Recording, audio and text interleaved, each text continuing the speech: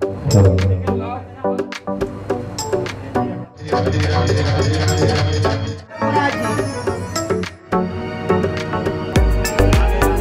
नमस्कार, मैं हूं राकेश पांडे सागर दस्तक न्यूज़ से। आज हमारी टीम अशोकनगर में पहुंची है। अशोकनगर के पास में मंगावली के पास में चाचू खेड़ा ग्राम है। वहां पर श्रीमद् भागवत कथा ज्ञान यज्ञ हो रहा है।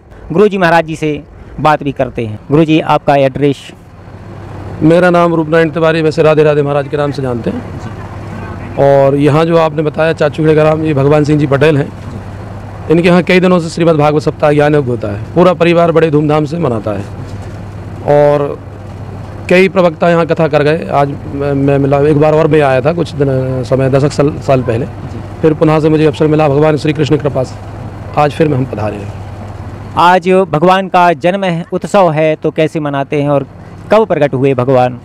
देखिए, भगवान अनंत हैं और अनादि हैं। भगवान प्रकट अपने भक्तों के कष्ट दूर करने के लिए होते हैं। जब भी भक्तों पर कष्ट होता है तब भगवान प्रकट होते हैं। किसी न किसी रूप में धारण भगवान आते हैं और अपने भक्तों की रक्षा करते हैं। वैसे ही भगवान श्री कृष्ण भादों के महीने में कृष्ण का जन्म हुआ, जो अष्टमी को हम मनाते हैं। रोहिणी नक्षत्र में जन्म हुआ है। भगवान की बड़ी धूमधाम से हम जो है बधाइयाँ गाते हैं, भगवान का जन्मोत्सव मनाते हैं और समस्त यहाँ के जितने भी भक्त हैं वो बड़े धूमधाम से नाचते गाते हैं, क्योंकि भगवान श्री कृष्ण पूर्ण ब्रह्म है। परमात्मा का आगमन यानी भक्तों के प्रभु पधारे हैं, तो भगवान भक्त जो है उनका स्वागत सम्मान करते हैं। तो श्रीमद् भागवत कथा हमें कब कराना चाहिए? देखिए, भागवत कथा कब कराना चाहिए, आपका प्रश्न बहुत अच्छा है। भागवत तो सदैव, जब आपकी इच्छा हो, भक्तों की इच्छा हो, भगवान की कथा कभी भी सुन सकते हैं, इसमें कोई परहेज नहीं है। भागवत महापुराण हमें क्या उपदेश देता है? भागवत से हमको भक्ति, ज्ञान, वैराग एवं त्याग की प्राप्ति होती है। भागवत हमें ये संदेश देता है कि आप अच्छे कर्म करिए ताकि भगवान आपको अपने पास रखें, अपने चरणों में जगह दें। और हमारा नंदनंद भगवान श्री कृष्ण बड़ा प्यारा है, वो भक्तों के हृदय में समाया हुआ है और कण कण में हमारा कृष्ण विराजमान है। श्री राम कथा रामचरितमानस से हमें क्या उपदेश मिलता है और क्या सीखने के लिए मिलता है? देखिए, आपने प्रश्न बहुत अच्छा किया है। भगवान श्री राघवेंद्र सरकार और भगवान श्री कृष्ण में बहुत अंतर है। वैसे मनुष्य को रामचरित पर चलना चाहिए।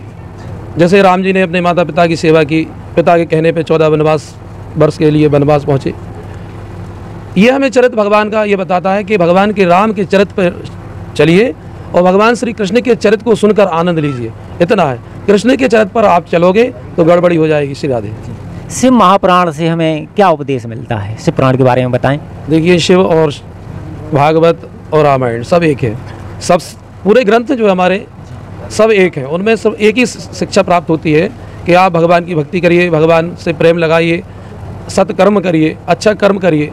ये सब उपनिषद एवं शास्त्र पुराण सब यही बताते हैं। श्री सत्यनारायण भगवान की कथा कब करना चाहिए? देखिए, सत्यनारायण भगवान तो सत्य, धर्म तथा आनंद, जब भी आपके हृदय में आनंद की प्राप्ति हो जाए तब सत्यनारायण भगवान की कथा करा लो।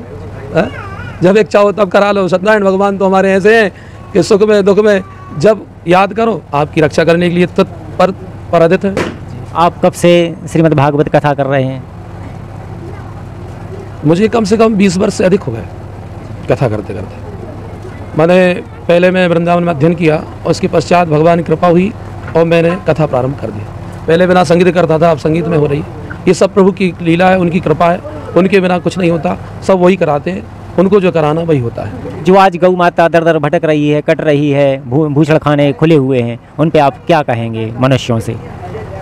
देखिए, ये तो बात सत्य है कि गौ माता की बड़ी दुर्दशा है। गौ की सेवा हर व्यक्ति को करना चाहिए। मेरा तो ये एक संदेश भी है कि एक घर में कम से कम एक गाय पालें और उसकी सेवा करें। जैसे अपने माता पिता की सेवा करते हैं उसी प्रकार हमारी एक माता गौ है और गौ की सेवा करना हमारे सारे देवताओं का सेवा हो जाती है।